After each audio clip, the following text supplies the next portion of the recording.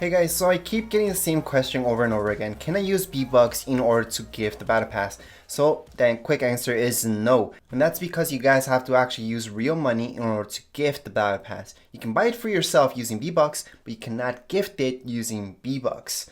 So I've done many battle pass giveaways and that's how I know. So no matter if you guys are on Xbox or PlayStation, it's the same thing.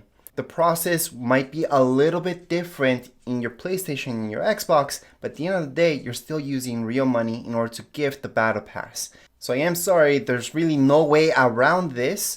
That's the only way you guys can gift out a battle pass. And that's just the way that Epic made it. There's nothing really we can do at this point in time. Anyways, that would be it for this video. If you guys have any comments, questions, you guys can write down here in the comments area. Don't forget to subscribe and rate. Thank you.